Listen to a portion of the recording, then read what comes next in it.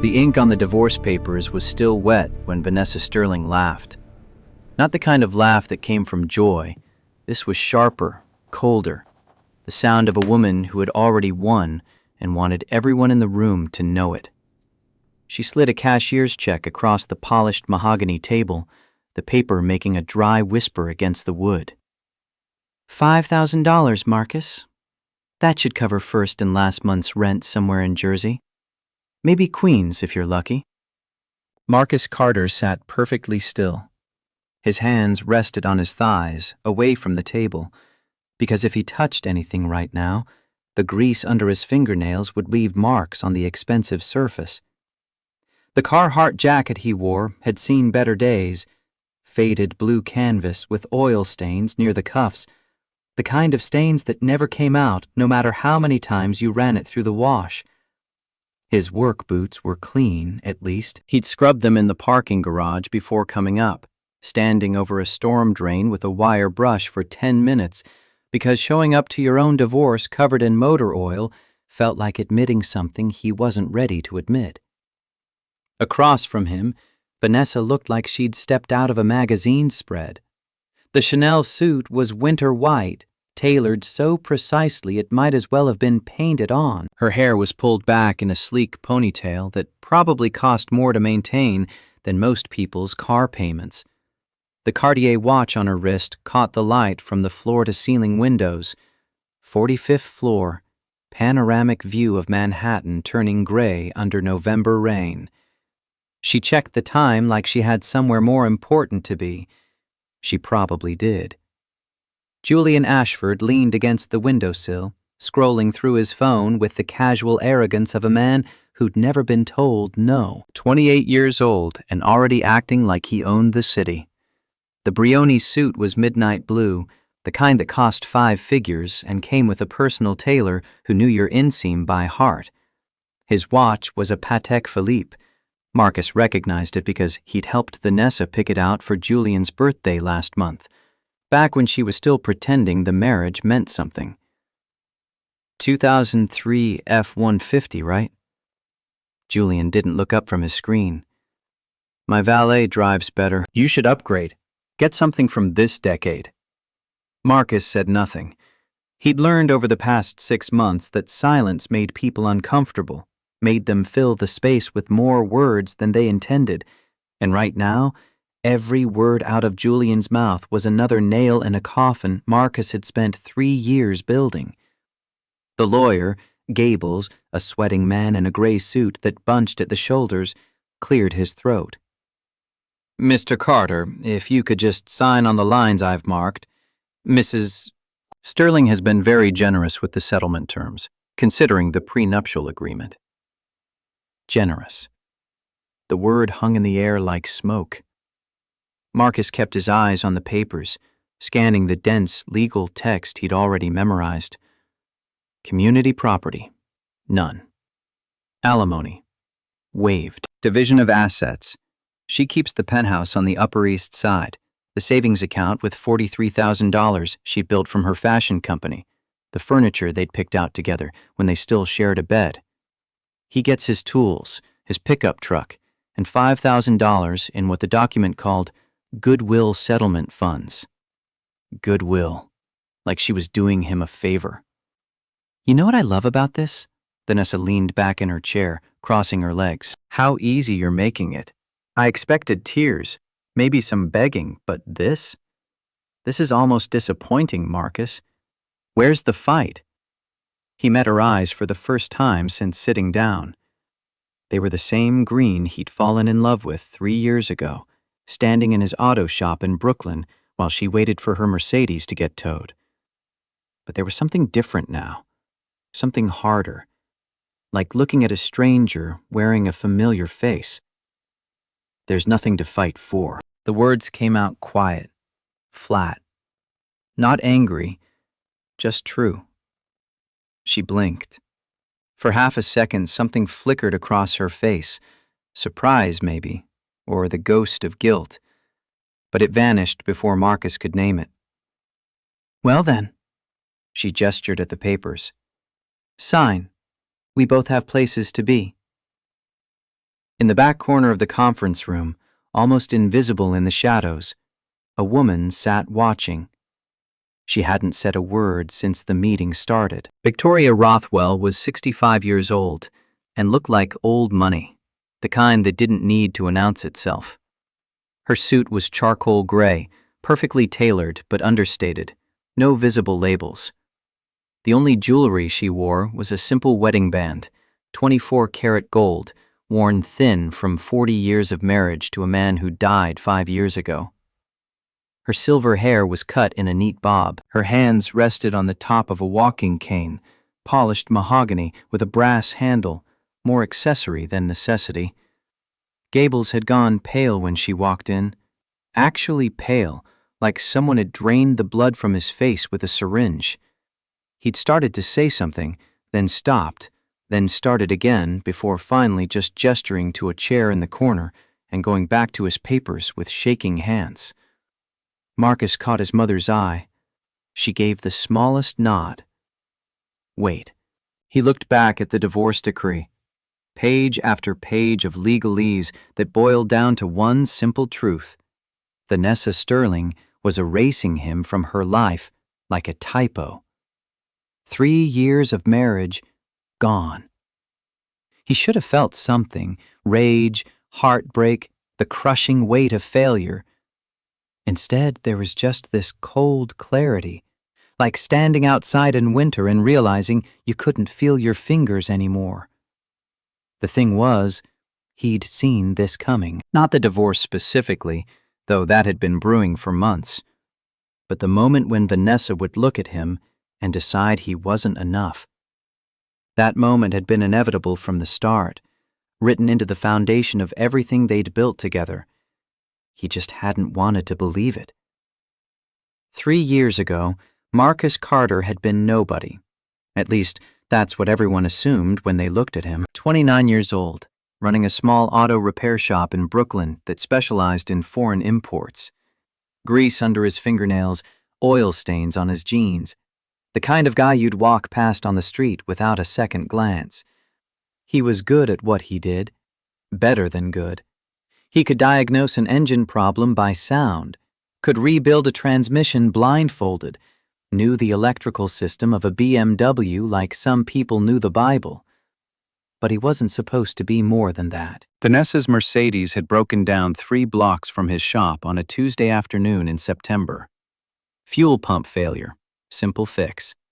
She'd been furious, standing there in a business suit and heels that weren't designed for Brooklyn sidewalks, talking on her phone about a meeting she was missing while the tow truck driver hooked up her car. Marcus had given her coffee. Not the good kind, just whatever was left in the pot from that morning, bitter and burned. She'd taken it anyway, wrapping both hands around the paper cup like she was trying to warm herself, even though it was 70 degrees outside. How long? He'd looked up from the work order. Fuel pump's an easy job. 2 hours, maybe 3. I can have it ready by 6. She'd checked her watch, the same Cartier she was wearing now, though it was gold back then instead of rose gold, and sighed. I have a presentation at 4. This is a disaster. Where do you need to be? Midtown. But without a car, I'll drive you. The offer had come out before he thought about it. She'd stared at him like he'd just offered to carry her across a river. In what? He'd pointed at the F-150 parked outside, the same truck Julian had just mocked. It was old, even then, paint faded, a dent in the passenger door from where he'd backed into a pole 5 years prior. But the engine was solid, rebuilt with his own hands, and it ran like a dream. I know it's not much, but it beats a taxi in traffic. She'd hesitated. He could see the calculation happening behind her eyes, trusting a stranger, getting into a beat-up truck, showing up to a fashion industry meeting smelling like motor oil. But desperation was a powerful thing. Okay. Yes. Thank you. The drive had been quiet at first, radio off, windows cracked, the sound of traffic grinding through the city like gears that needed oil. Marcus kept his eyes on the road. Vanessa kept checking her phone, typing rapid-fire texts with her thumbs, occasionally glancing at him when she thought he wasn't looking. Finally, "You always this helpful to strangers?" "Only the ones who look like they're about to murder their phone." She'd laughed. Actual laughter, not the cold version she'd perfected over the past year. "That obvious?" "Little bit." "I'm launching a new line. Spring collection. The investors want to see prototypes, but the samples got delayed in shipping, and my presentation is basically me begging them to trust my vision with nothing to show for it." She'd leaned her head back against the seat. "I'm going to bomb." "You won't bomb. You don't know that. I know you got in a truck with a stranger because you were determined not to miss this meeting. That's not the kind of person who bombs presentations." She'd looked at him then, really looked, not at his clothes or his hands or the truck, at him. "What's your name?" "Marcus. Marcus Carter." "Vanessa Sterling." He dropped her off in front of a glass tower in Midtown, the kind of building where the doorman wore uniforms that cost more than his monthly rent. She'd thanked him, asked for his shop's address, promised to pick up her car before closing. He'd assumed that would be the end of it. She came back at 7:30. The car was ready, purring like new. He'd replaced the fuel pump and thrown in an oil change for free because the dipstick had shown she was running a quart low, and that was the kind of thing that kept him up at night. "How'd it go?" She'd grinned, not smiled, grinned, wild and bright. "I got the funding. $2 million. They loved it." "That's incredible." "It's because of you."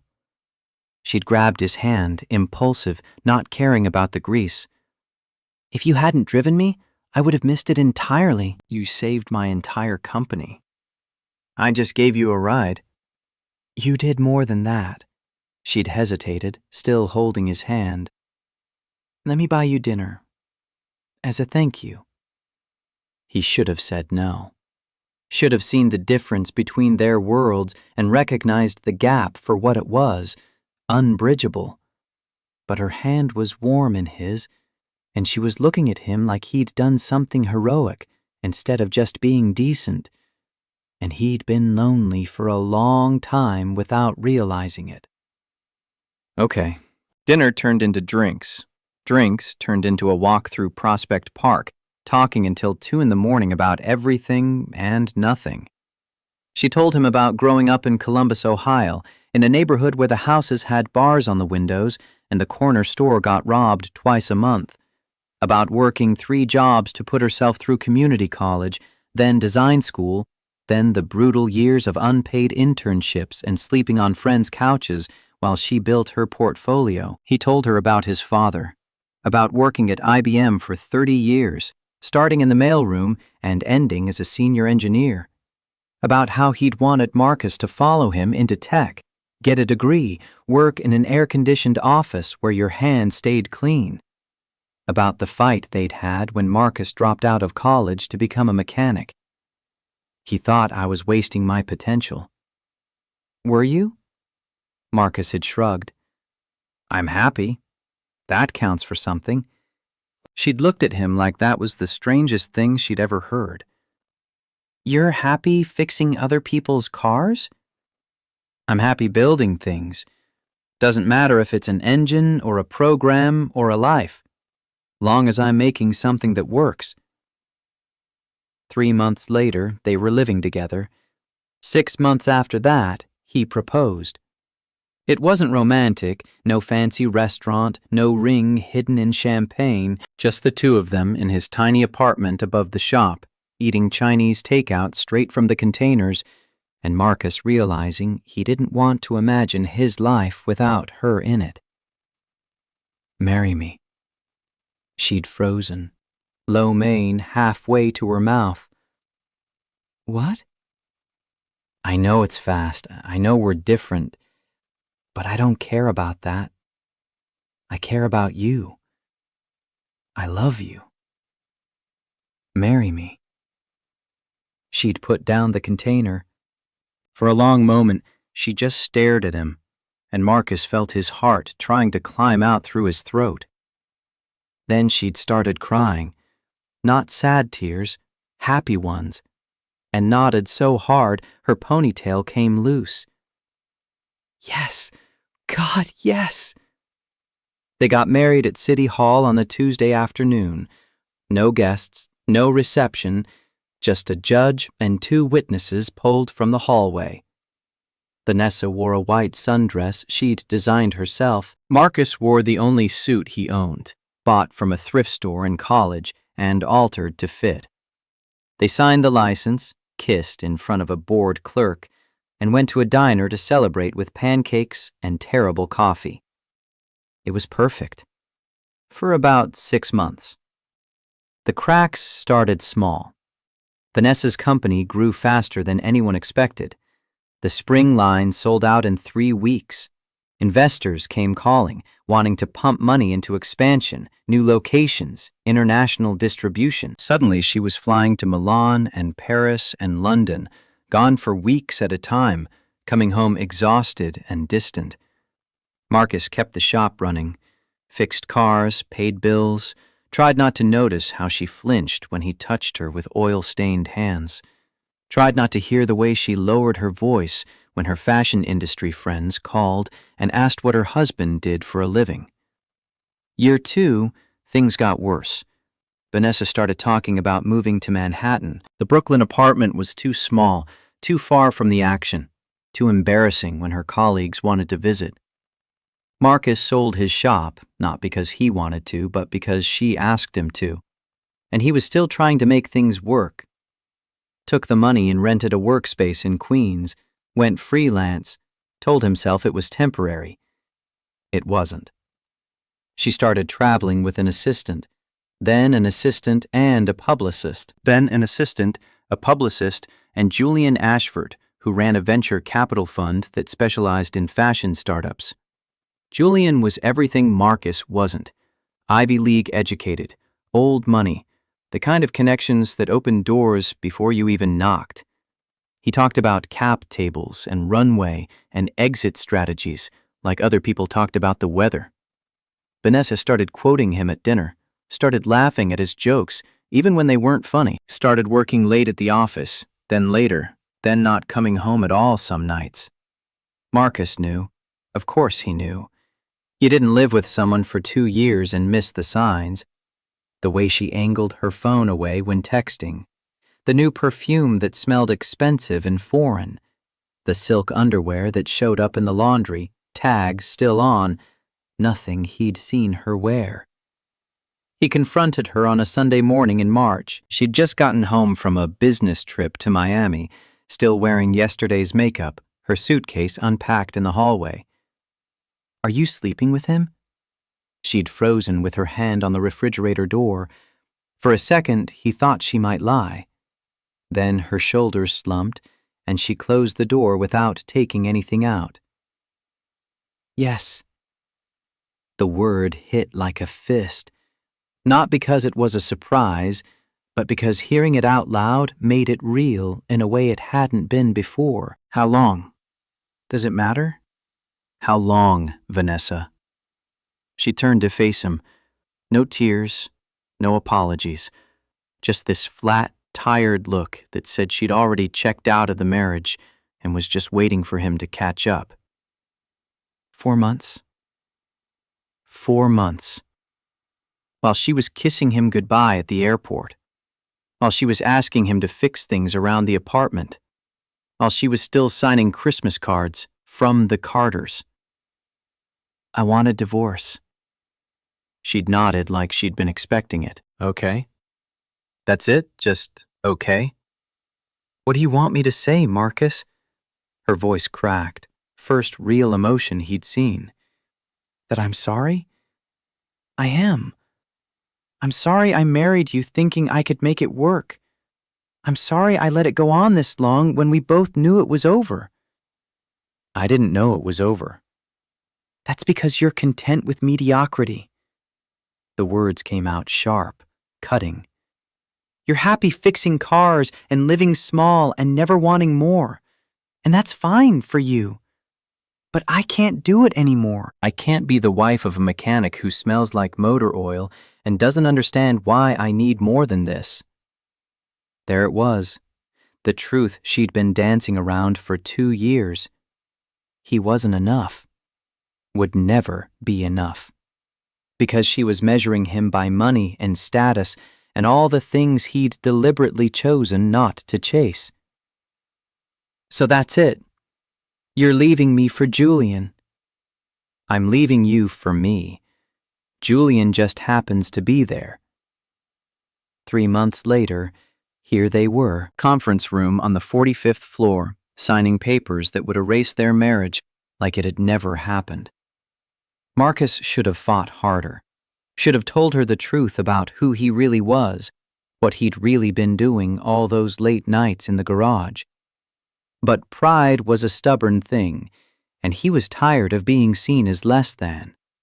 Let her think she won. Let her walk away with her $5,000 consolation prize and her venture capitalist boyfriend and her fashion empire built on credit cards and borrowed time.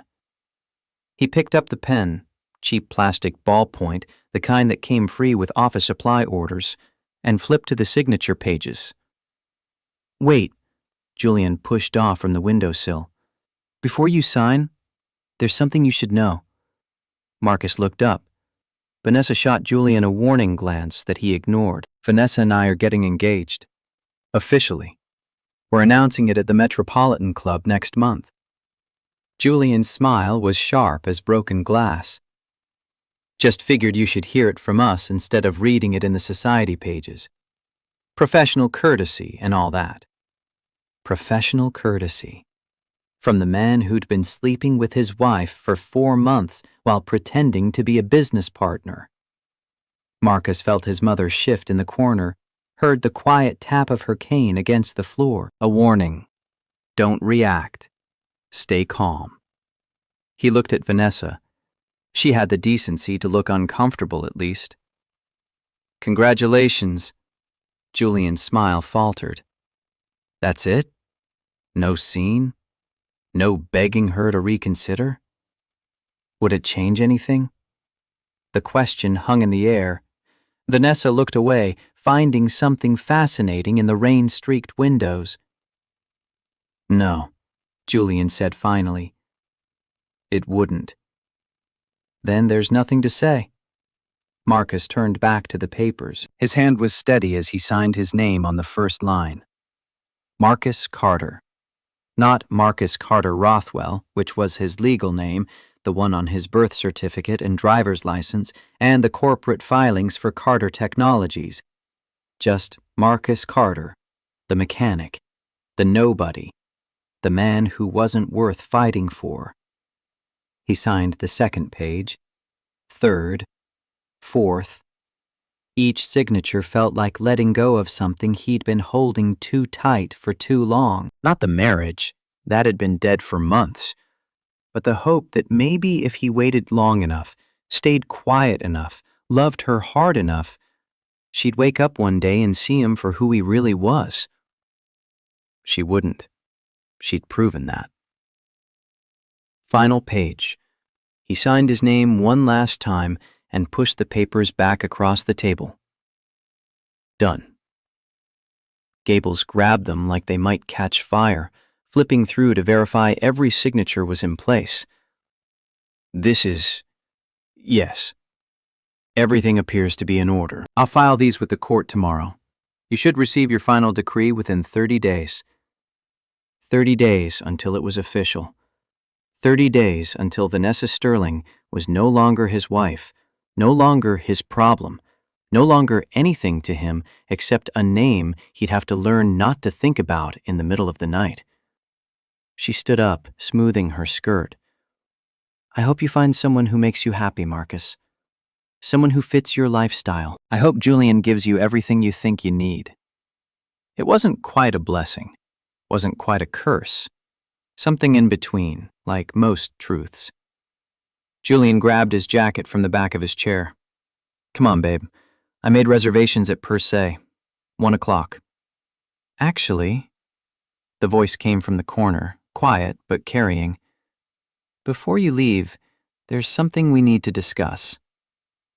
Victoria Rothwell stood up, leaning on her cane with one hand. She was shorter than Marcus remembered, barely 5'4" in heels, but she had a presence that made the room feel smaller just by standing. Gables actually took a step back, bumping into his chair. Vanessa frowned. "I'm sorry, who are you?" "An observer."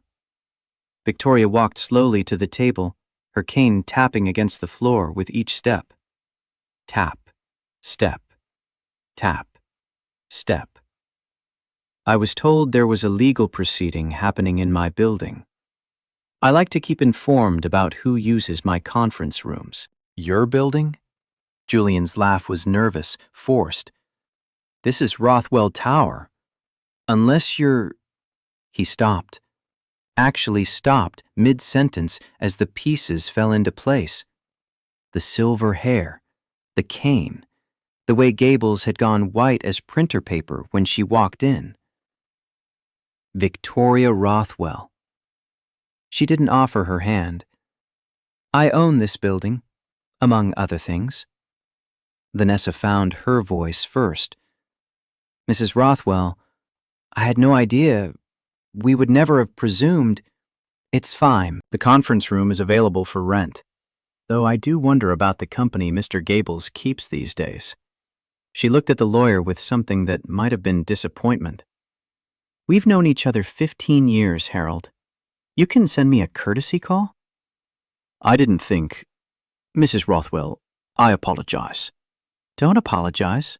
Just introduce me to your clients." Gables looked like he wanted to disappear into the floor. "This is Vanessa Sterling and Julian Ashford." There was a divorce proceeding. "I gathered that much." Victoria's eyes moved to Marcus.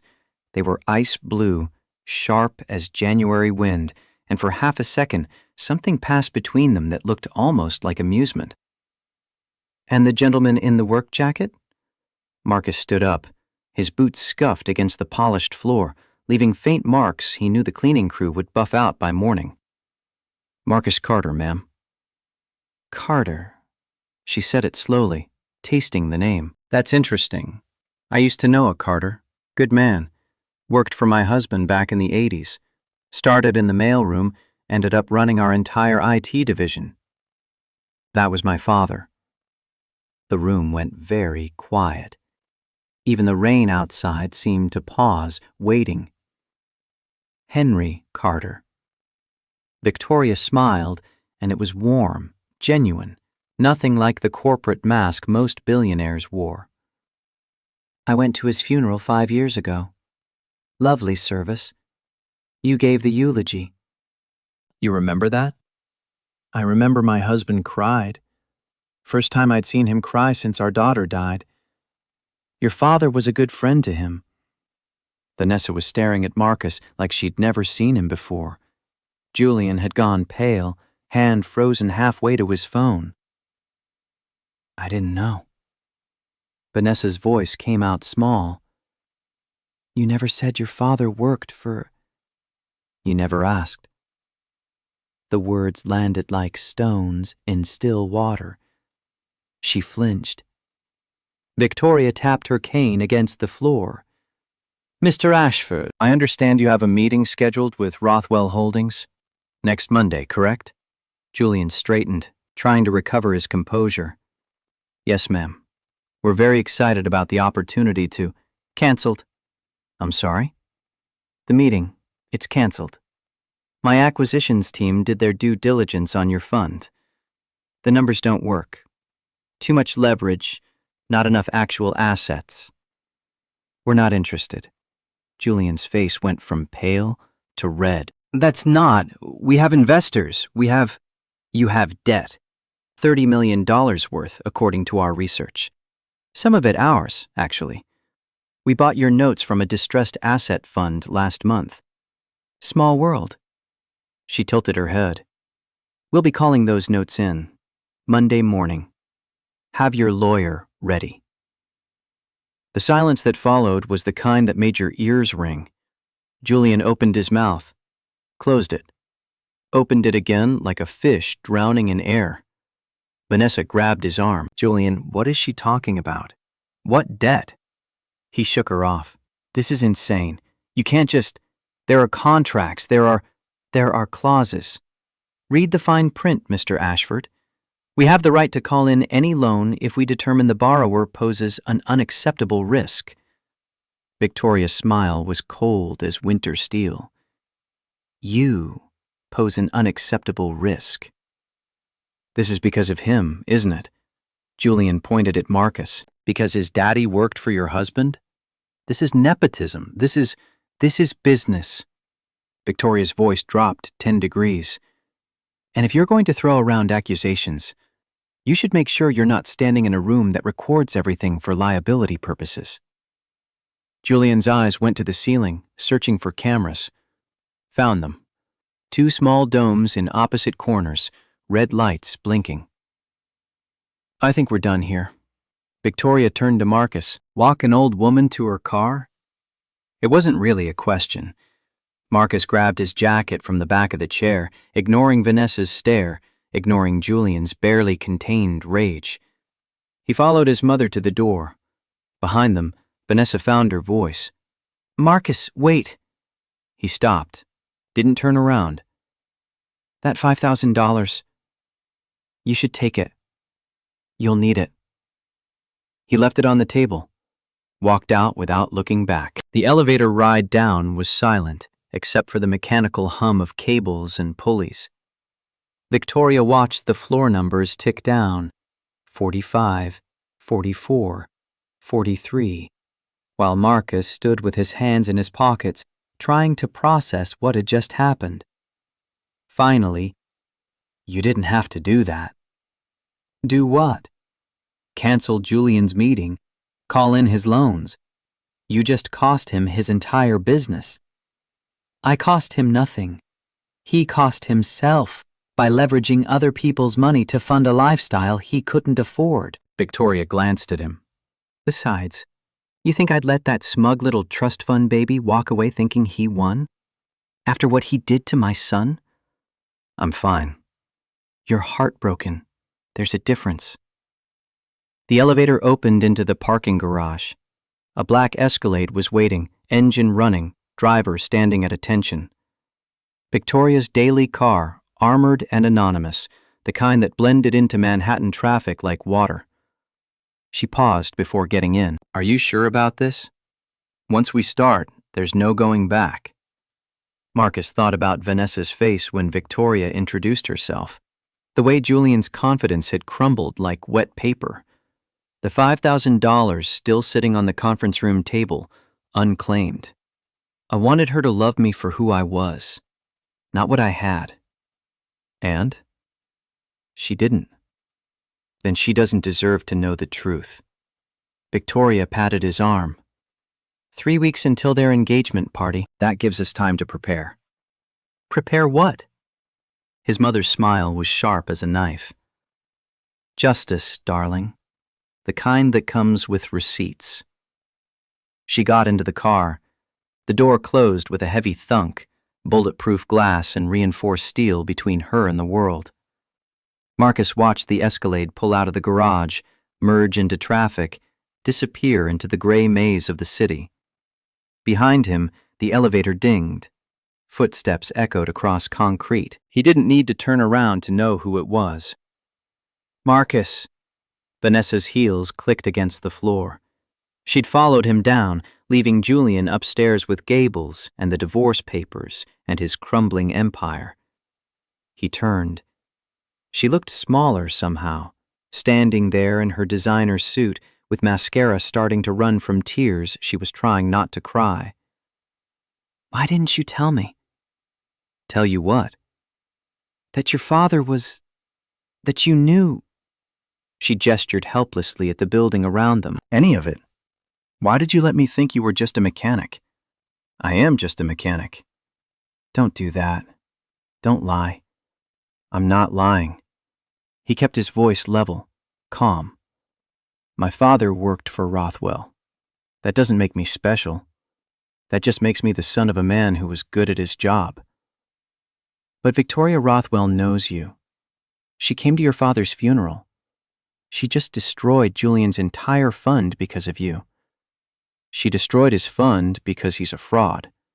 That has nothing to do with me." Vanessa wrapped her arms around herself, suddenly looking cold despite the heated garage. "I made a mistake." "Yes, you did."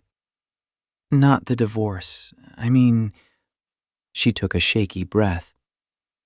"I mean treating you like you weren't enough. Making you feel small. You were never small, Marcus. I just couldn't see past my own insecurities." For a second, he wanted to tell her. About Carter Technologies, about the software he'd built in her garage while she slept, the patents filed under shell companies, the IPO that had made him richer than she'd ever be, about the man she'd thrown away for Julian Ashford, who was worth nothing compared to what she could have had. But telling her wouldn't change anything. It would just be petty, and he was tired of being petty. "I hope Julian makes you happy." "He won't." She said it flat, matter of fact. "I know that now. He's broke, probably worse than broke. And now that Victoria Rothwell is calling in his debts," her laugh was bitter, "I'm going to end up exactly where I started, alone and scrambling." "You'll survive. You always do." "Will I?" Marcus looked at her. Really looked. Saw the fear underneath the designer clothes, the desperation that had driven her to trade a marriage for a venture capitalist's promises. She'd been running from poverty so long, she'd forgotten how to stand still. "Yeah, you will." He walked past her, heading for the exit where his F-150 was parked in visitor parking. She didn't follow, just stood there under the fluorescent lights, arms wrapped tight, watching him leave for the second time that day. Outside, the rain had stopped. The city smelled like wet asphalt and exhaust fumes. Marcus climbed into his truck. Familiar cracked leather, familiar engine rattle, familiar everything, and sat for a minute with his hands on the wheel. His phone buzzed. Text from his mother. "Dinner tonight? We should discuss Metropolitan Club arrangements." He typed back. 7? "Perfect. Wear something nice. We're celebrating." Celebrating. Like they'd won something. Maybe they had. Maybe this was what winning looked like when you played the long game. Watching your ex-wife realize too late what she'd thrown away. Watching her new boyfriend's empire crumble. Walking out with your dignity intact and your secrets still buried. Or maybe it was just the start. Marcus started the engine. It caught on the first try, purring smooth. All that rebuilt work paying off. He pulled out of the parking garage into Manhattan traffic, just another pickup truck in a city full of them, invisible and unremarkable. Exactly how he liked it. For now. 3 weeks later, Marcus Carter was elbow deep in a 1967 Shelby Cobra when his phone rang. He ignored it. The carburetor on this particular beast had been giving him trouble for 2 days, flooding the engine, choking on its own fuel mixture, behaving like a temperamental thoroughbred that needed patient hands and careful calibration. The owner was paying $15,000 for the restoration, worth every penny if Marcus could get it right. The phone stopped ringing, started again 30 seconds later. He wiped his hands on a shop rag and checked the screen. Unknown number. Probably spam. He swiped to decline and went back to adjusting the idle mixture screw, listening to the engine's rhythm like a doctor checking a heartbeat. Precision Auto Restoration sat in a converted warehouse in Long Island City, Queens. High ceilings, exposed brick, floor-to-ceiling windows that let in winter light the color of steel. Not the kind of shop that fixed oil changes and brake pads. This was where Manhattan's elite brought their vintage Ferraris and Porsches and Aston Martins to be resurrected from rust and neglect. The waiting list was 8 months long. The hourly rate made lawyers jealous. Marcus employed 6 mechanics, all of them older than him, all of them convinced they worked for some mysterious owner who only showed up for quarterly inspections. The business card said, Precision Auto Restoration, a division of Carter Holdings. Nobody bothered asking what Carter Holdings was. The paychecks cleared. The work was challenging. That was enough. What they didn't know, Marcus Carter was Carter Holdings. Had been since he incorporated 4 years ago, 2 years before he met Vanessa, back when he was still running the Brooklyn shop and coding software in a studio apartment that smelled like burnt coffee and possibility. The Cobra's engine caught clean. Beautiful. He revved it once, twice, listening to the purr that meant everything was finally aligned. The owner would pick it up tomorrow and probably frame the invoice because men who bought 60-year-old muscle cars weren't interested in practicality. His phone rang again. Same unknown number. This time he answered. Carter. Mr. Rothwell, this is Patricia from Covington and Burke. Mr. Westfield would like to review the Q4 projections for Carter Technologies before the board meeting Thursday. Can you come in this afternoon? Marcus glanced at the clock mounted above the tool rack. 2:30.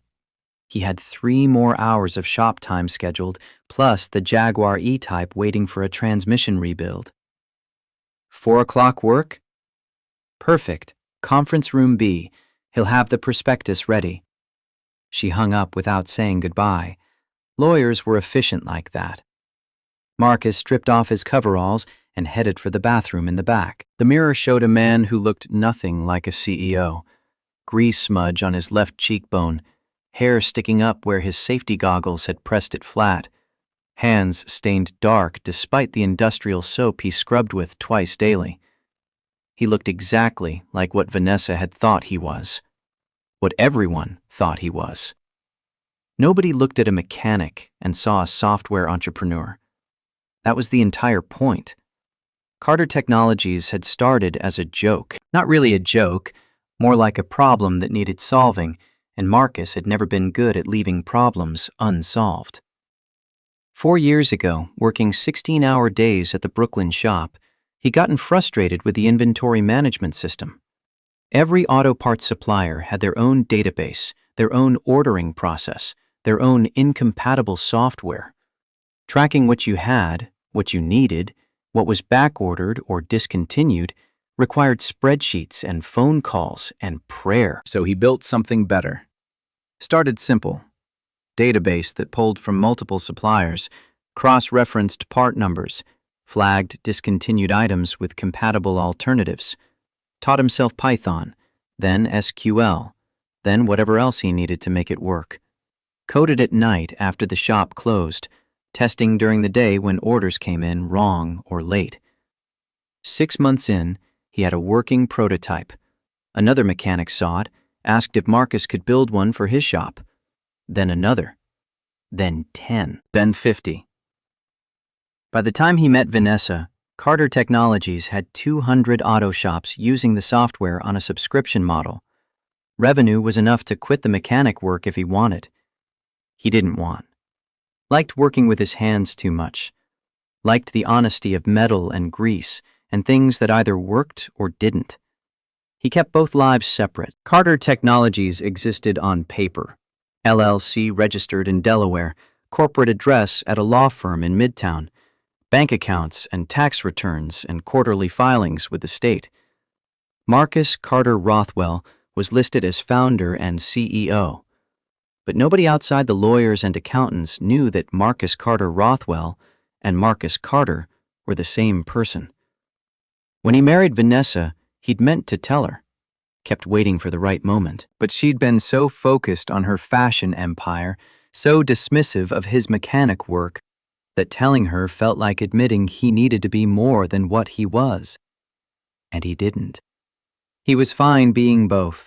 Grease under his fingernails and code in his head, building engines and algorithms with the same patient precision. Then her company took off and she started traveling, and Julian entered the picture, and Marcus realized he was running an experiment he hadn't meant to design. Would she love him if he stayed nobody? The answer was no. He showered in the shop's cramped bathroom, changed into clothes he kept in a locker, dark jeans, button-down shirt, leather jacket that had cost more than most people's monthly rent, but looked unremarkable if you didn't know Italian tailoring, walked out through the shop floor where Tommy, the senior mechanic, was bleeding the brakes on a vintage Porsche 911. Heading out early, Marcus? Got an appointment in the city. You good with the Jag transmission? Tommy wiped sweat from his forehead with the back of his hand. Long as Mr. R approves the parts order, yeah. Those synchros aren't cheap. I'll make sure he approves it. You ever actually met the owner? Like, in person? Marcus grabbed his keys from the hook by the door. Once or twice. Quiet guy. Keeps to himself. Lucky bastard, owning a place like this. Probably never turned a wrench in his life. Probably. The drive into Manhattan took 40 minutes in midday traffic. Marcus parked in a garage 3 blocks from Covington and Burke's offices, paid the extortion-level hourly rate, and walked the rest of the way under a sky-threatening snow. The law firm occupied floors 30 through 35 of a glass tower in Midtown. Marcus checked in with security, got a visitor badge that clipped to his jacket, rode the elevator up with 2 men in suits who were having an animated conversation about discovery motions and depositions. They didn't look at him. People in expensive buildings never looked at the people who didn't belong. Patricia met him in the lobby on 32. She was 50, silver hair pulled into a bun, reading glasses on a chain around her neck. She'd been his father's assistant at IBM 20 years ago, had cried at the funeral, and agreed to help Marcus navigate corporate law when Carter Technologies got too big to run from a kitchen table. You're early. Traffic was light. John's waiting. Fair warning, he wants to talk about the IPO timeline again. John Westfield was Carter Technologies' corporate counsel, Yale Law, 15 years at Goldman Sachs before going into private practice, the kind of lawyer who billed in 6-minute increments and was worth every penny. He was also Marcus's father's college roommate, which meant he had a vested interest in making sure Henry Carter's son didn't accidentally tank a multi-million-dollar company through ignorance. Conference Room B was all glass walls and leather chairs and a view of the Chrysler Building turning gold in afternoon light. Westfield sat at the head of the table with a stack of documents that could have killed a small animal. Marcus, good. Sit. Marcus sat. Westfield slid a bound prospectus across the table. Q4 revenue projections came in. We're up 18% over Q3. Subscription renewals are at 94% retention. New client acquisition is exceeding targets by 30%. That's good. That's exceptional. Westfield leaned back, tapping his pen against the table, which is why the board thinks now is the time to revisit going public. They'd had this conversation before, multiple times. Carter Technologies was profitable, growing, stable. Exactly the kind of company that could launch a successful IPO and make everyone involved obscenely wealthy. But going public meant scrutiny, meant quarterly earnings calls and shareholder expectations. And Marcus's name all over financial news as the boy genius who'd built a tech company in his spare time while fixing cars. I'm still not interested. You're leaving money on the table. I have enough money. Westfield studied him the way lawyers study witnesses they're about to cross-examine. This isn't about the divorce, is it? Because if you're avoiding publicity to spare your ex-wife's feelings, then it doesn't factor into my business decisions. Good. Because her fashion company is circling the drain. Word on the street is she's underwater $8 million and sinking fast. Her investors are getting nervous. Marcus hadn't asked. Didn't need to. But the information settled in his chest like a stone anyway. How'd you hear that? I hear everything. It's why you pay me. Westfield flipped through the prospectus, found a page marked with a yellow tab. Here's what I'm proposing. We do a limited IPO, offer 30% of shares publicly, retain 70% between you and your mother. That gives you capital for expansion, keeps control firmly in family hands, and gets the board off my back about growth opportunities. When? Spring, April or May. Market conditions are favorable. We'd need to file with the SEC by February, which gives you 6 weeks to decide if you want to stay invisible forever or actually get credit for what you've built. Credit. The word tasted like ashes. Marcus had spent 3 years hiding Carter Technologies from Vanessa because he wanted to know if she'd love him without it. She hadn't. Now she was engaged to Julian Ashford, planning some society wedding at the Metropolitan Club, and Marcus was sitting in a lawyer's office debating whether to announce to the world that the grease monkey she'd divorced was actually worth $50 million. The irony was sharp enough to draw blood. I'll think about it. Think fast, these windows close. Westfield stood, gathering his papers. Oh, and your mother called. Something about needing you to RSVP to a party? I'll handle it. Back in the elevator, descending through floors of people who measured success in corner offices and expense accounts, Marcus pulled out his phone. 7 missed calls. 3 from unknown numbers, 4 from his mother. He called her back. She answered on the first ring. Finally, I was about to send a search party. I was in a meeting. What's wrong? Nothing's wrong. I need you to confirm you're attending the Metropolitan Club event. The director called asking if you were bringing a guest. The engagement party. Vanessa and Julian's grand announcement, scheduled for 3 weeks from Saturday. Marcus had almost forgotten about it, buried as he'd been in carburetors and quarterly projections. I don't need a guest. You need someone respectable, someone who won't make Julian feel threatened, but will make Vanessa regret every decision that led her to that moment. Mom. Sarah Bennett, remember her? Designed the lobby renovation for Rothwell Tower. Brilliant woman, elegant, completely uninterested in you romantically, so there won't be any awkward expectations.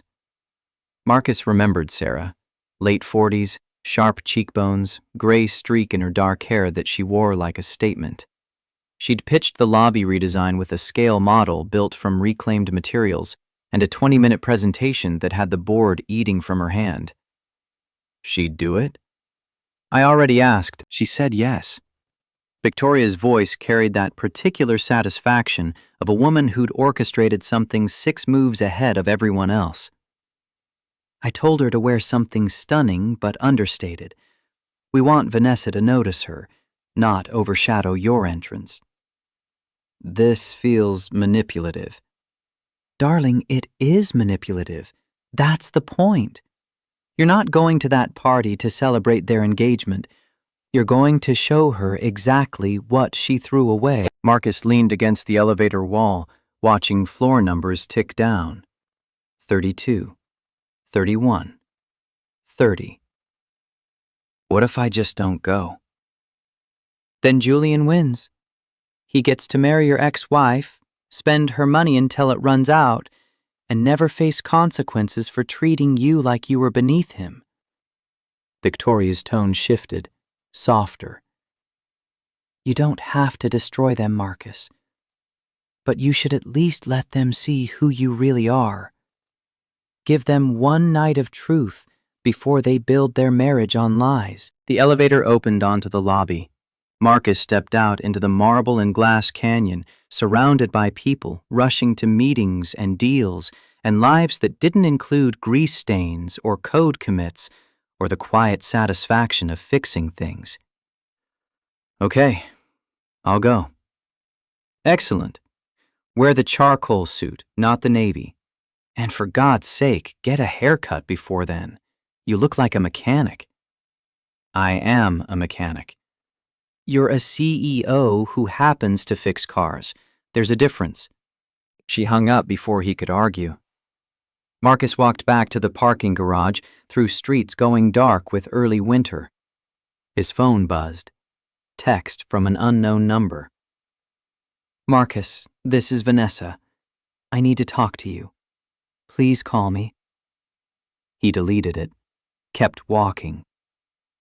Across town, in a penthouse apartment she couldn't afford and a life built on credit she couldn't sustain, Vanessa Sterling stared at her phone, willing it to ring. It didn't. She tried again, typing fast before she lost her nerve. It's important. About Julian, please. The message showed as delivered, then read, then nothing.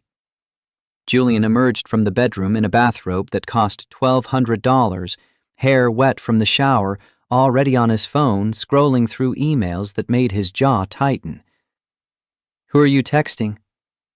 No one. Work thing.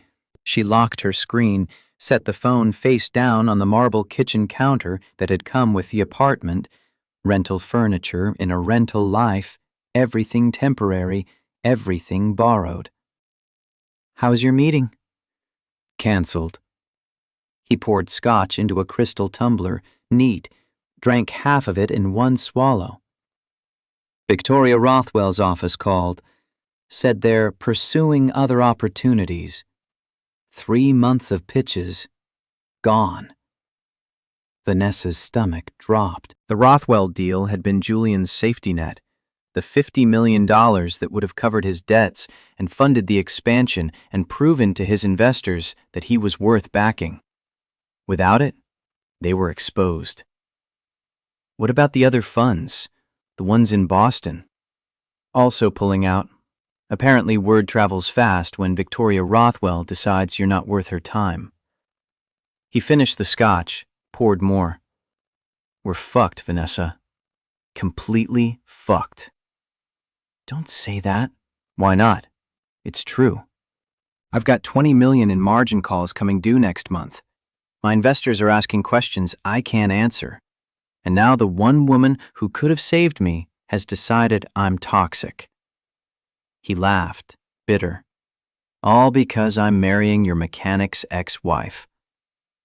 Marcus has nothing to do with this. Doesn't he? Victoria Rothwell shows up at your divorce, destroys my business in 5 minutes, and you think that's coincidence? Wake up, Vanessa. Your ex-husband has connections you never bothered learning about. The words hit like a slap, because he was right. She'd spent 3 years married to Marcus and never once asked about his family beyond the basics. Never wondered why he had refined taste in wine despite the grease-stained work clothes. Never questioned how a mechanic could afford the diamond engagement ring he'd proposed with, modest though it was. She'd been so busy looking forward, climbing higher, chasing the version of success that looked good on Instagram, that she'd never looked sideways at the man sleeping next to her. I tried calling him. And? He's not answering. Julian set down his glass with a click that sounded too loud. Then make him answer. Go to his shop, grovel if you have to. Find out what his connection to Victoria Rothwell is and whether he can undo whatever the hell he did to my business. I can't just... You can. You will. He grabbed his phone, headed back to the bedroom. I have calls to make. Damage control. And Vanessa? Figure out your own damage control too. Your company's bleeding money, and I'm in no position to bail you out anymore. The bedroom door closed. Locked. Vanessa stood alone in the kitchen surrounded by rental furniture and marble counters, watching the city lights blink on through floor-to-ceiling windows she couldn't afford.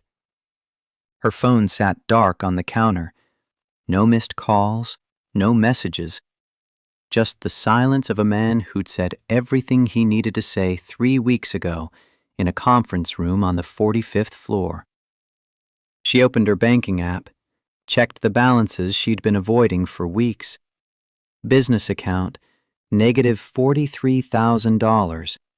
Personal account, $8,200. Credit cards, maxed, all of them. The engagement party was costing $300,000. Half already paid, non-refundable. Half due 2 weeks before the event. Money she didn't have. Money Julian had promised to cover because his fund was thriving and her company would be profitable any quarter now, and together they were building an empire. Except his fund was dying, and her company was already dead, just waiting for someone to call time of death and file the paperwork. She picked up her phone, scrolled to Marcus's contact, deleted, started typing a new message to his old email address, the one from when they were married. Stopped. What would she even say? Sorry I treated you like you were nothing? Sorry I chose Julian's promises over your quiet steadiness? Sorry I'm desperate enough now to beg the man I divorced for help because my brilliant plan is falling apart. She deleted the draft, set the phone down. Through the windows, Manhattan glittered like scattered diamonds. Somewhere in those lights was Marcus, living whatever life he'd built after she walked away. Maybe he was happy. Maybe he'd already moved on, found someone who appreciated grease-stained hands and patient explanations of how engines worked. Maybe he thought about her sometimes and felt nothing but relief. That possibility hurt worse than anger would have. Her phone buzzed. Text from the wedding planner. Final payment due for Metropolitan Club venue. $150,000. Friday deadline or we lose the booking. Vanessa stared at the message until the screen went dark. In a restored brownstone in Brooklyn Heights, Victoria Rothwell sat in her late husband's study, surrounded by bankers' boxes full of financial records. Her reading glasses reflected the glow from dual monitors, showing spreadsheets and corporate filings, and the digital skeleton of Julian Ashford's collapsing empire. Patricia from Covington and Burke had sent over the full analysis, 23 pages, dense with numbers and legal citations and conclusions that all pointed to the same inevitable end.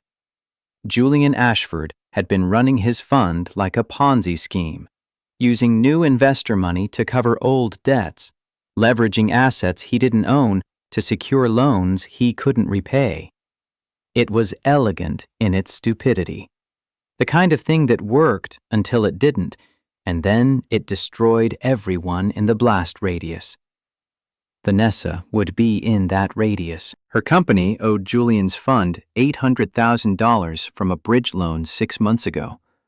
When Julian's fund collapsed, and it would collapse, Victoria had made sure of that, Vanessa's company would be dragged down with it.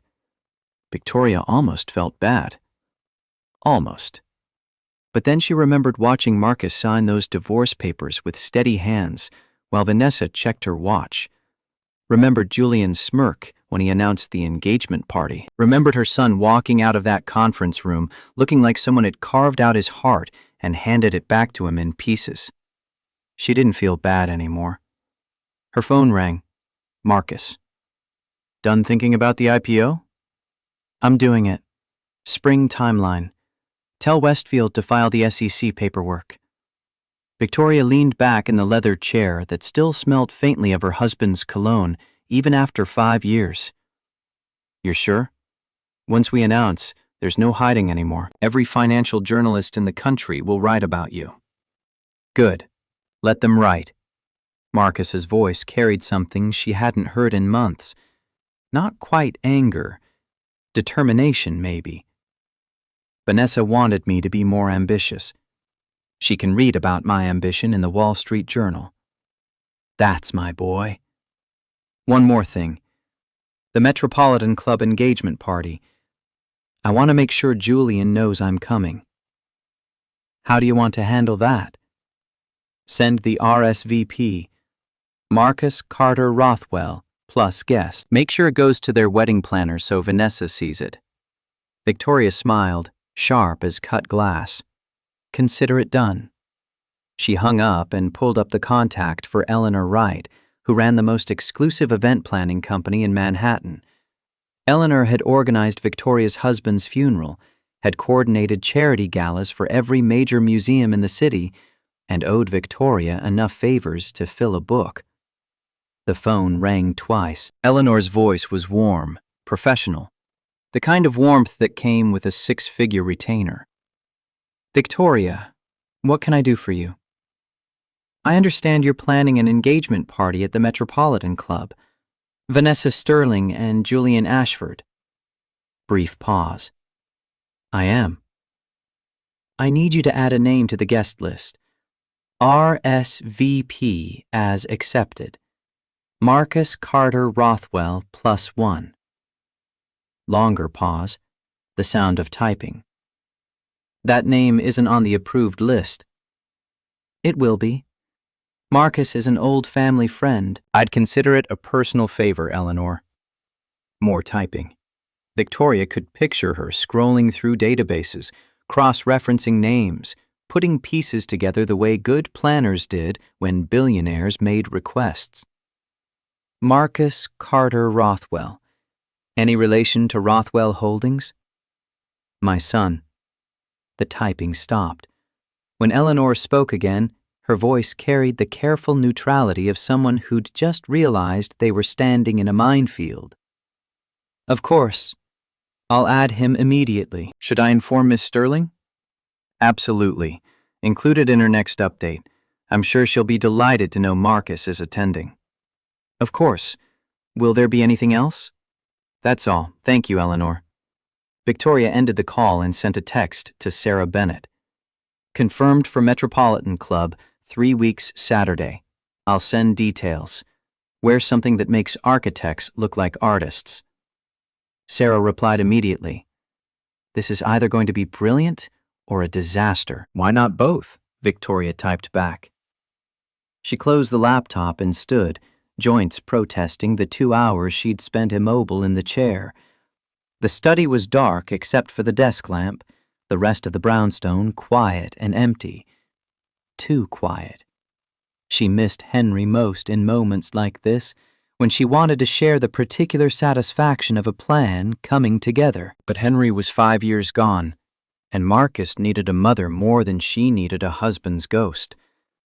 So Victoria turned off the lamp and climbed the stairs to bed, already planning what her son would wear when he walked into that engagement party and broke Vanessa Sterling's world in half.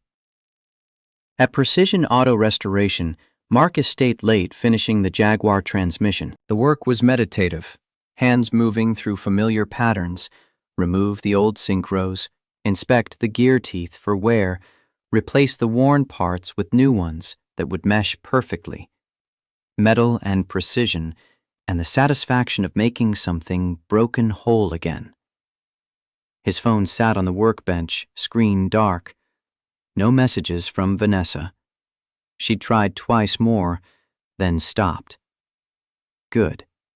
He had nothing to say to her that wouldn't sound like bitterness or regret, and he was done with both. Tommy had gone home hours ago. The shop was silent except for the clank of tools and the occasional groan of metal settling. Marcus liked it this way. Just him and the machines, no pretending to be someone he wasn't. His phone finally buzzed.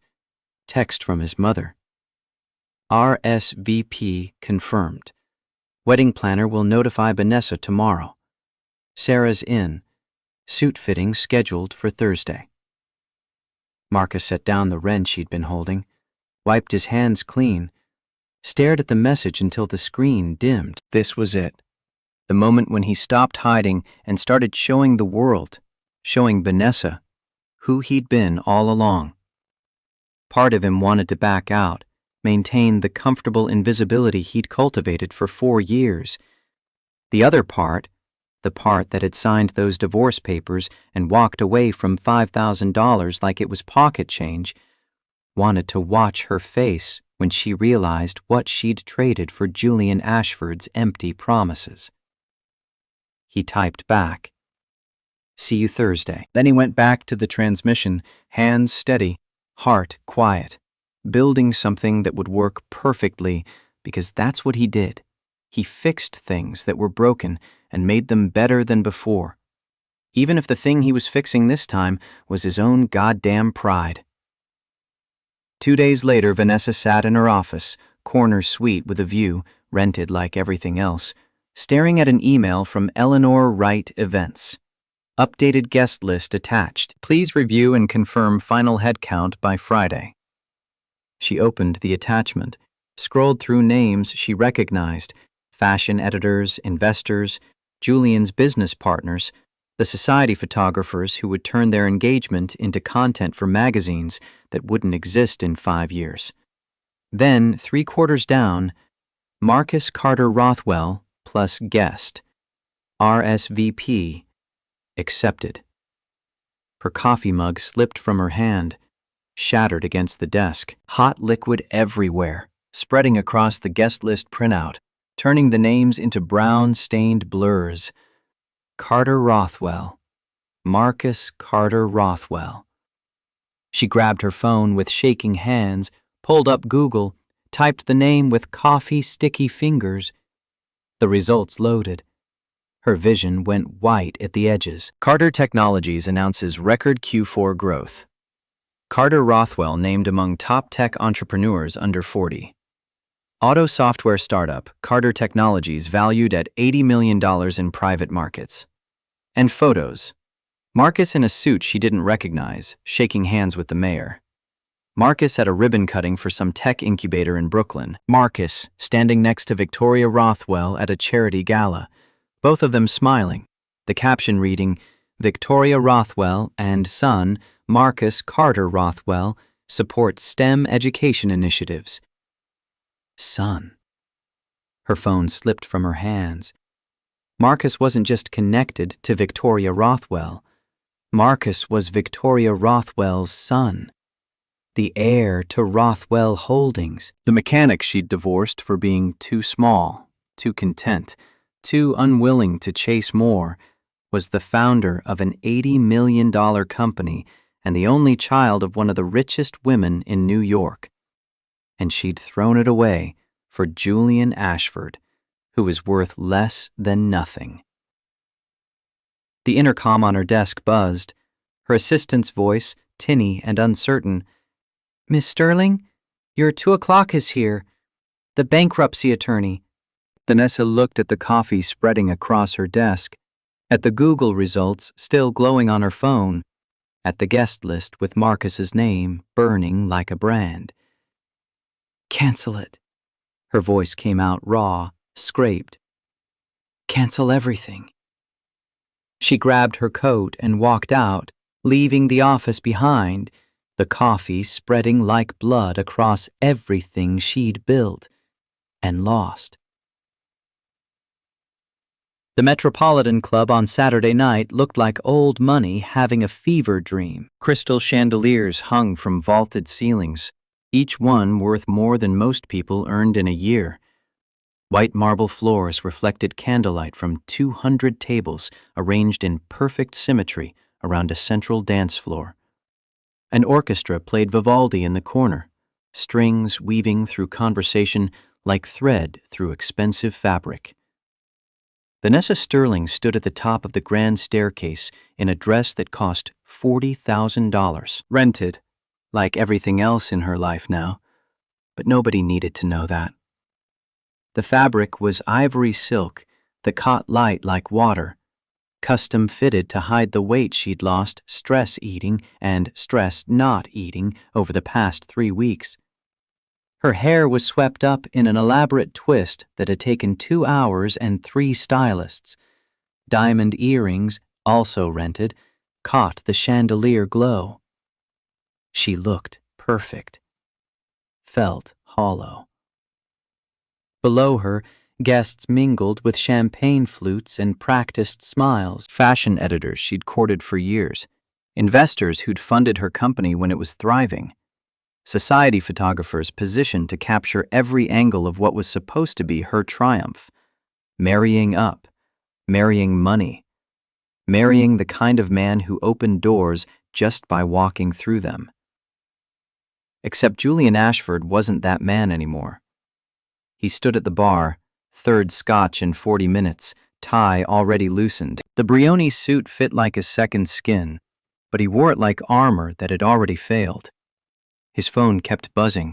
Creditors, lawyers, investors demanding answers he didn't have. He'd silenced it twice. On the third buzz, He threw it in a nearby plant. You need to slow down.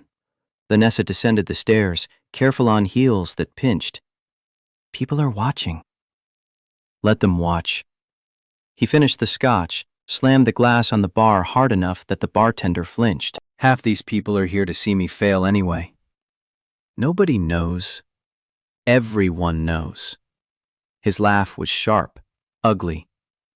You think Victoria Rothwell calling in my loans was quiet? Word's been out for a week. I'm toxic, Vanessa, and anyone associated with me is toxic by proximity. She wanted to argue, couldn't. Her own investors had started pulling out 2 days ago, spooked by rumors about Julian's fund. Her company's bank accounts were frozen, pending some investigation she didn't understand. The bankruptcy attorney she'd fired was probably right. She should have filed Chapter 11 months ago, taken the hit, started over clean. Instead, she'd bet everything on Julian's promises. Now they were both sinking. We can still salvage this. Her voice came out desperate, thin. The party's paid for. The photographers are here. We smile, we celebrate. We show them we're fine. We're not fine.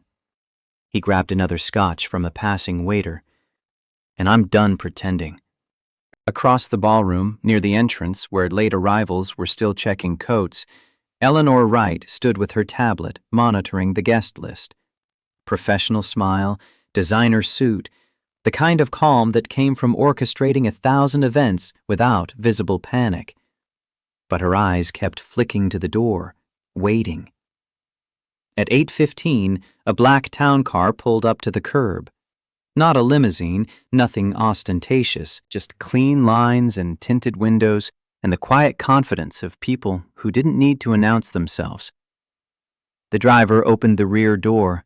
Victoria Rothwell stepped out first. Navy gown, simple cut, pearl necklace that had belonged to her mother and her mother's mother before that. No diamonds except her wedding ring. Hair silver in the streetlight, face composed. She moved like money that had been money for so long it forgot to show off. Eleanor rushed to greet her. Mrs. Rothwell. We're honored. Where's the bride? Miss Sterling is upstairs with Mr. Ashford. Shall I? No need. I'll find her. Victoria swept past into the lobby, cane tapping against marble, guests parting without being asked.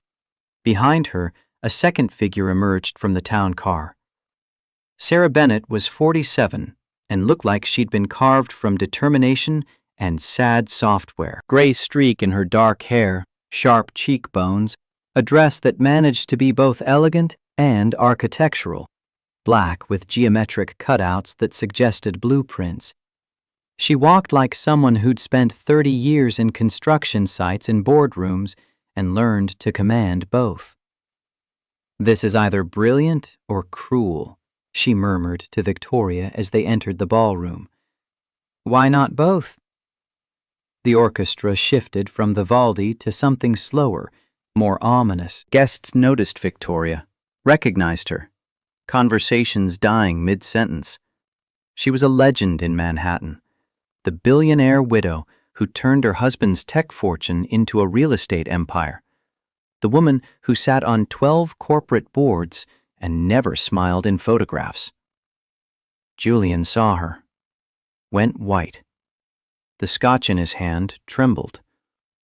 Vanessa saw her. The blood drained from her face so fast she had to grip the bar to stay upright. Victoria crossed the ballroom floor with Sarah beside her, stopping at a table near the dance floor. Sat down like she owned the place, which technically she didn't. The Metropolitan Club was member-owned, but 3 members of the governing board were her personal attorneys, so the distinction was academic. Julian recovered first, that desperate salesman's smile sliding back into place. He crossed to her table, hand extended. Mrs. Rothwell, what an unexpected honor. I didn't realize you'd be joining us. She didn't take his hand, didn't stand, just looked at him with eyes that had evaluated better men and found them wanting. "Mr. Ashford, lovely event. Expensive." "Only the best for Vanessa." He was sweating now, smile cracking at the edges. "I know our business meeting didn't work out, but I hope there are no hard feelings. The market's unpredictable. The market's fine. Your fund is the unpredictable part." Victoria accepted a champagne flute from a passing waiter, didn't drink, just held it like a prop. "Tell me, how are you paying for tonight, given that your accounts were frozen yesterday morning?" The smile collapsed entirely. How did you... "I know everything worth knowing, Mr. Ashford, including that 3 of your auto shop investments are using software they never licensed. Carter Technologies filed suit this morning, $15 million in damages plus attorney fees." Vanessa appeared at Julian's elbow, mascara already starting to run, though she hadn't cried yet. The tears were coming, though. You could see them building pressure behind her eyes. "Mrs. Rothwell, please. There's been some misunderstanding." "No misunderstanding, just consequences." Victoria finally looked at her, and there was something almost gentle in her expression. Almost. "You married my son hoping he was nobody. Turns out he was somebody all along. Must be quite the shock." "Your son?" Vanessa's voice cracked. "Marcus is your... but he never said." "You never asked." The words landed like a slap, true and cold and impossible to deflect. Behind them, the orchestra stopped mid-phrase. The conductor had spotted something at the entrance. All 200 guests turned to look. Marcus Carter Rothwell stood in the doorway. He'd followed his mother's advice about the suit, charcoal gray, perfectly tailored but understated, white shirt open at the collar. No tie. No jewelry except a watch that had been his father's, stainless steel and simple. Hair cut shorter than Vanessa had ever seen it, revealing a face that looked both familiar and completely strange. He'd shaved, lost the perpetual grease stains, stood straighter maybe, or just stopped slouching to make other people comfortable. Sarah Bennett stood beside him, hand resting lightly on his arm in a way that suggested companionship without possession. She wore confidence like it was custom-made. The announcer by the door, some college kid in a bow tie earning minimum wage, checked his list with shaking hands. "Mr. Marcus Carter Rothwell, founder and CEO of Carter Technologies, and guest." The whisper started immediately, rolled through the crowd like wind through wheat. Carter Technologies. Wasn't that the company going public in April? The software startup valued at $80 million? The one all the venture funds were trying to get into? Marcus walked into the ballroom, not rushing, not hesitating, just walking like a man who'd decided to show up and didn't care what happened next. Sarah kept pace beside him, her smile polite and utterly neutral. Guests moved aside without thinking about it, making space, recognizing hierarchy they couldn't articulate but felt in their bones. He stopped at Victoria's table, bent to kiss his mother's cheek. "You're late," she murmured. "Traffic. In a town car with a driver?" "I made him take the long way, needed time to think." He straightened, turned, and for the first time since entering, made direct eye contact with Vanessa. She'd forgotten his eyes. Hazel, more brown than green, with flecks of gold that caught light. She'd looked at those eyes for 3 years and somehow never seen the intelligence in them, the quiet calculation, the patience of someone who built things slowly and built them to last. "Hello, Vanessa." Her mouth opened, closed. No sound came out. Julia Van found his voice first, all false bravado and crumbling confidence. Carter, didn't expect to see you here. I was invited. Marcus pulled out the chair next to his mother, gestured for Sarah to sit. Seemed rude not to come. Congratulations on your engagement, by the way. We're thrilled. Julian's jaw was so tight, the words barely escaped. Though I'm surprised Victoria's son works with his hands. Thought you people hired mechanics instead of becoming them. I am a mechanic, also a CEO. Turns out you can be both. Marcus accepted champagne from a waiter, still hadn't taken his eyes off Vanessa. You look nice. That dress new? She glanced down like she'd forgotten what she was wearing. It's vintage, from a rental house in Soho. Thought so. Recognized the cut. He sipped the champagne. My company's software handles inventory for that rental house. We built the tracking system that told you this dress was available. The implication hung there. She was wearing borrowed clothes to celebrate an engagement to a bankrupt fraud, while the man she'd divorced for being too small had built the infrastructure that made her borrowed finery possible. Julian's face went purple. You smug son of a... Julian. Vanessa's hand on his arm, warning, but her eyes stayed on Marcus. You never told me about any of it. The company, the patents, your mother, why? Marcus set down the champagne flute. The crystal rang against the table, clear and final. Because I wanted you to love me for who I was, not what I had. His voice stayed level, conversational, but every word cut. 3 years, Vanessa. 3 years I came home smelling like motor oil, and you looked at me like I was something you stepped in. Asked me to sell my shop.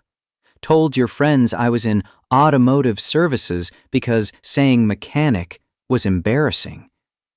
I didn't mean, yes, you did. Not angry, just certain. You meant every dismissive comment, every suggestion that I needed to be more ambitious. Every time you introduced Julian as your business partner while I was still your husband. You meant all of it. The ballroom had gone silent except for the rustle of fabric and the clink of glasses as 200 people pretended not to listen while listening to every word. Vanessa's tears finally broke through, running black with mascara down her carefully painted face. I was scared. Terrified of ending up back in Columbus in some dead-end job living paycheck to paycheck. I saw Julian as security. He's broke. Victoria's voice cut through the confession like a scalpel. Has been for months. Using new investor money to cover old debts. The SEC opened an investigation 3 days ago. Julian spun on her. You're lying. Am I? She pulled out her phone, tapped the screen, turned it to show him. Financial records, account statements, email chains with timestamps and damning subject lines. My lawyers are very thorough. He grabbed for the phone. Security appeared from nowhere, 2 men in dark suits who'd been stationed around the ballroom, wearing the kind of earpieces that meant they weren't waiters. Don't touch her. The larger guard stepped between Julian and Victoria, casual but immovable. Step back, sir. Julian stepped back, looked around the ballroom at 200 faces watching his public execution. Investors who'd lose millions. Business partners who'd trusted him. The photographer still taking pictures because this was the kind of disaster that sold magazines. His voice came out ragged, desperate. This is because I'm marrying your ex-wife? That's what this is? Revenge? Marcus finally stood, moved around the table until he was face to face with Julian, close enough to see the sweat on the other man's forehead, smell the scotch on his breath. This has nothing to do with Vanessa. This is about you running your fund like a casino and losing other people's money. His voice dropped lower, intimate, meant only for Julian, but carrying to the surrounding tables anyway. My software? The inventory management system? 3 auto shop chains your fund owns, all using it. Never licensed it. Just stole the code and implemented it across 200 locations. We paid for that. You paid for a trial version. 60 days.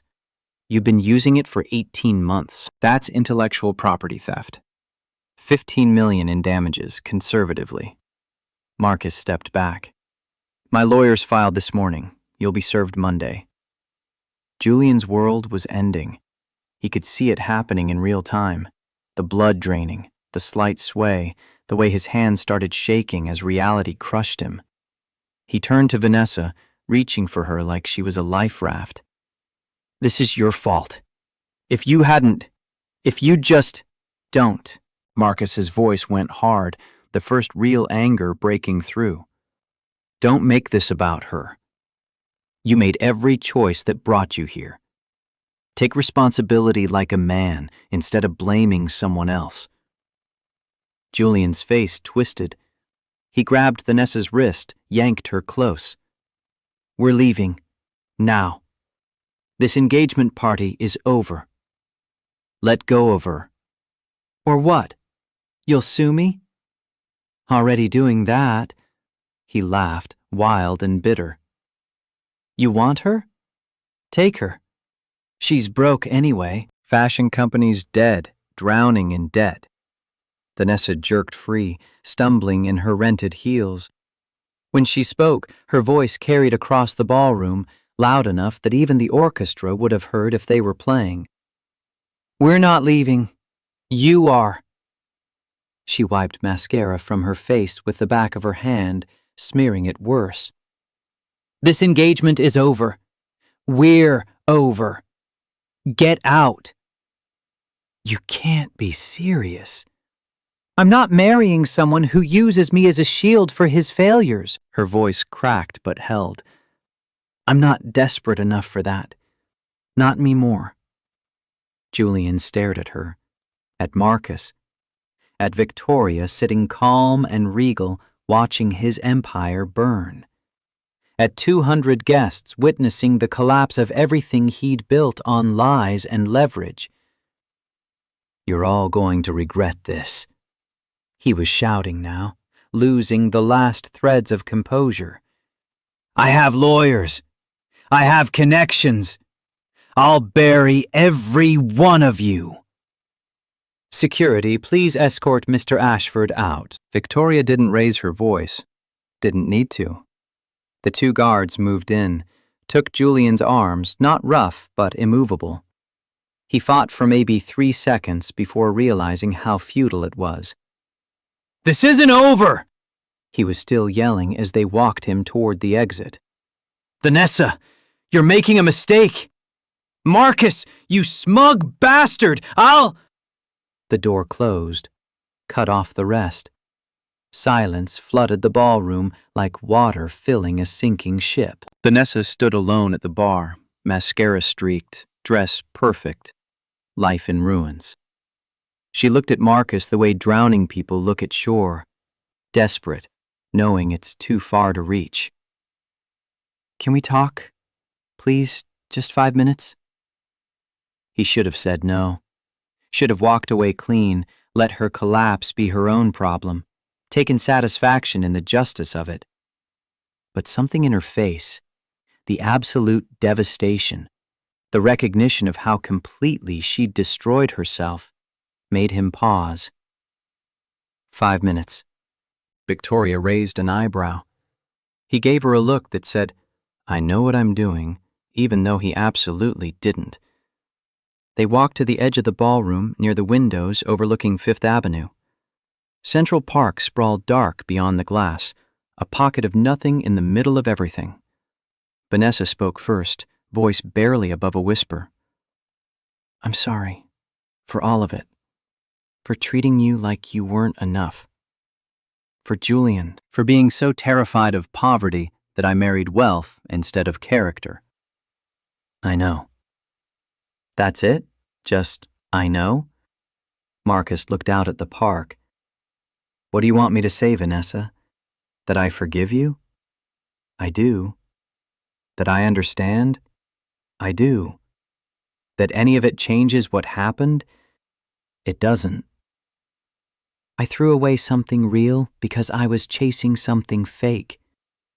She was crying again, quiet tears that dripped off her chin.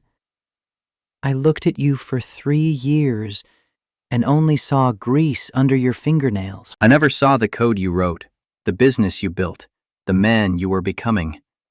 I saw what scared me instead of what could save me. The words hung between them, true and too late. You weren't looking for salvation, Vanessa. You were looking for security, and I couldn't give you that because you wouldn't let me. Marcus turned to face her. Every time I tried to talk about the future, you changed the subject. Every time I suggested we were enough, you wanted more. Not more for us. More to prove to everyone else that you'd made it out of Columbus. I know. Then you know why we can't go back. Even if Julian wasn't in the picture, even if your company wasn't failing, we'd still be right here. Because you need someone who matches your ambition, and I need someone who sees me without needing me to be more than I am. She nodded, defeated. What happens now? To me? That's up to you. He pulled out his wallet, extracted a business card. This is my corporate attorney, John Westfield. He specializes in bankruptcy restructuring. If you file Chapter 11 this week, you might salvage something from your company. Start over, clean. She took the card with trembling hands. Why would you help me? Because spite is easy. Dignity is hard. He stepped back, ready to return to his mother's table. And because you were right about one thing. I am ambitious. Just not in the way you want it. Marcus walked away. Didn't look back. Behind him, Vanessa stood alone near the windows, holding a business card and watching her reflection in glass that showed her everything she'd lost. At Victoria's table, Sarah was explaining something about sustainable architecture to 2 investors who'd wandered over. She caught Marcus's eye, raised her champagne glass slightly. He sat, accepted a fresh glass from a waiter, tried to ignore the weight of 200 stares. That was merciful, Victoria murmured. Too merciful, maybe. She's already destroyed. Kicking her would just make me cruel. Your father would have kicked. Dad held grudges like investments. I'd rather build something new than maintain something bitter. He sipped champagne that tasted like expensive regret. Can we leave? I've made my point. Soon. Let them see you staying. Let them see you're not the one running. So they stayed. Made conversation with approaching guests who suddenly remembered they'd always been friendly with the Rothwells. Smiled for photographers who wanted shots of Victoria and her previously invisible son. Pretended this was normal, sitting in a ballroom at someone else's engagement party after destroying the groom's business and ending the engagement in under 30 minutes.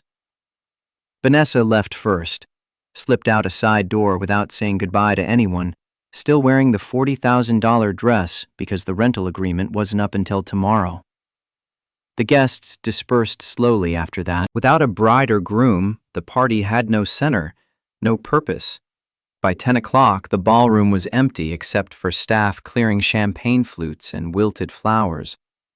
Marcus rode home in the town car with his mother and Sarah, watching Manhattan slide past the tinted windows. Buildings lit up like circuit boards. People moving through their Saturday nights with no idea that 3 blocks away, someone's life had just imploded. You did well tonight. Victoria's voice was softer now. No audience to perform for. Controlled, measured. You let her save face even when you didn't have to. Didn't feel like I won. Because revenge isn't winning. It's just settling a debt. She patted his knee. Tomorrow you'll feel better. Next week, better still. 6 months from now, you'll barely remember tonight. She was right and wrong. He'd remember, but the memory would lose its teeth. become just another story about a marriage that didn't work and an engagement party that ended in ruins. The weeks after were quiet. Vanessa filed for Chapter 11 bankruptcy, sold her company's assets to pay creditors, moved back to Columbus. Marcus heard through his mother's network that she'd taken a consulting job with a small fashion boutique, helping them expand, making $40,000 a year, living in a modest apartment, starting over. Julian's fund collapsed spectacularly. The SEC investigation uncovered enough fraud to fill 3 lawsuits. He settled out of court, gave up his licenses, agreed to never work in finance again.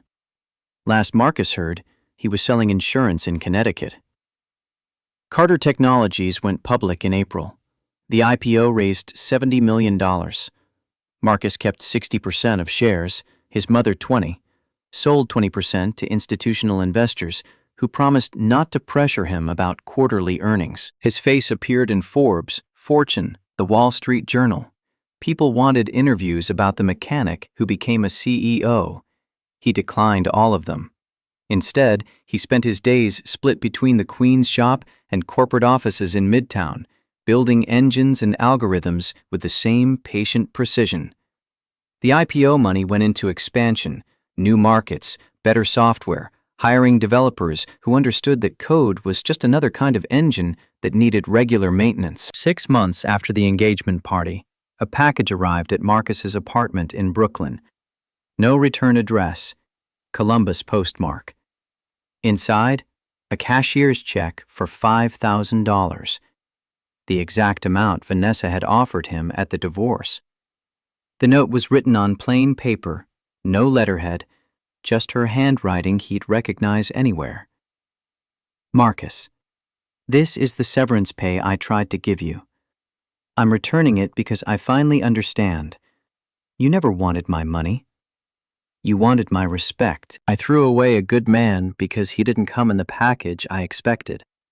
That failure is mine to carry. I don't expect forgiveness. Just wanted you to know you were right. About everything. I hope you're building things that matter. V. Marcus sat in his apartment, modest 2-bedroom in Brooklyn Heights, furniture he'd built himself. Walls lined with bookshelves holding mechanical engineering texts and coding manuals, reading the note twice. Then he called his mother. Remember the second chance fund you wanted to start? For kids from small towns who want to learn trades? I remember. Victoria's voice carried the smile he couldn't see. You have seed money? $5,000. From Ohio. He folded the check, tucked it in his wallet. Let's build something. 2 weeks later, the Carter Rothwell Heritage Center opened in a converted warehouse in Red Hook, Brooklyn. Part auto shop, part computer lab, part classroom, funded by the return severance payment and matched by Victoria's foundation. The program was simple. Teach underprivileged teenagers mechanics and coding. Show them that working with your hands wasn't inferior to working with spreadsheets, that building engines and building software required the same skills. Patience, precision, problem solving. Marcus taught 3 afternoons a week, walked kids through rebuilding transmissions and debugging Python scripts, explaining how metal and code followed the same fundamental rules. On a Thursday in October, he was helping a 16-year-old named Terrell diagnose a misfiring cylinder when Victoria arrived, leaning on her cane but walking steadier than she had in months. Package came to the foundation office, forwarded from Ohio. She handed him a small box. Inside, wrapped in tissue paper, a framed photograph. Marcus and Vanessa on their wedding day at City Hall. Both of them smiling, genuinely happy, young enough to believe everything would work out.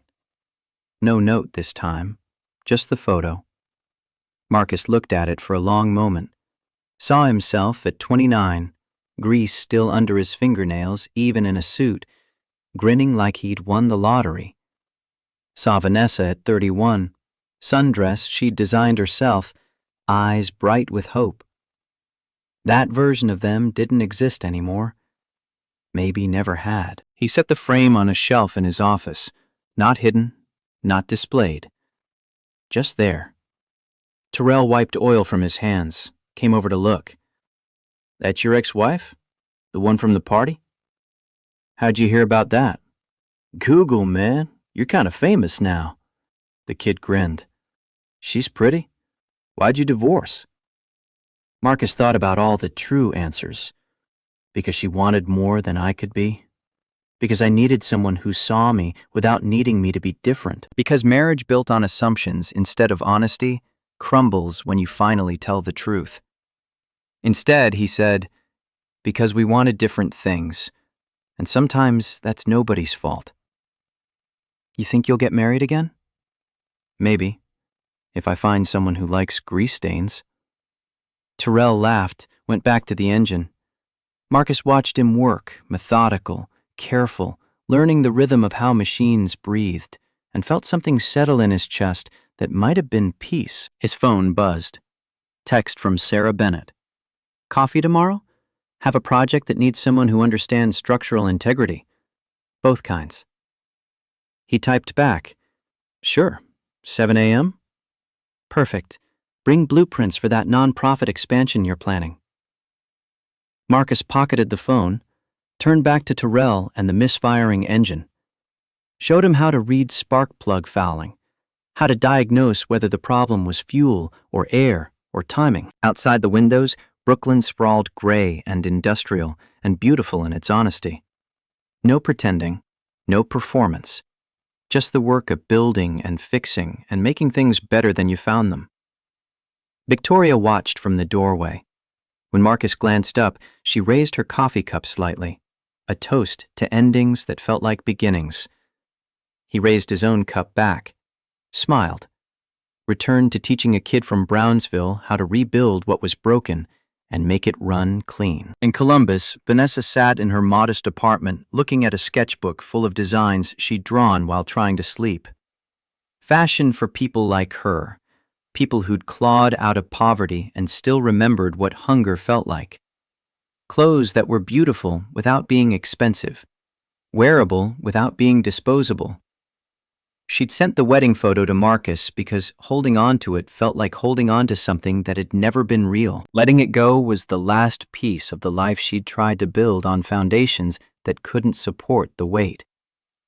Her phone rang, the boutique owner calling about expanding into a second location. Vanessa answered, listened, said yes. Then she opened her sketchbook and started designing something new. Across 800 miles and 1,000 choices, two people who'd destroyed each other were learning the same hard lesson. That real wealth wasn't money or status or the things you accumulated. It was knowing your worth without needing someone else to confirm it. Building something that lasted because you built it right. And walking away from what was broken instead of trying to fix what was never meant to work. The grease under Marcus's fingernails proved he'd built something real. The sketches in Vanessa's notebook proved she was learning to do the same. They'd never speak again. Didn't need to. The divorce papers had said it all.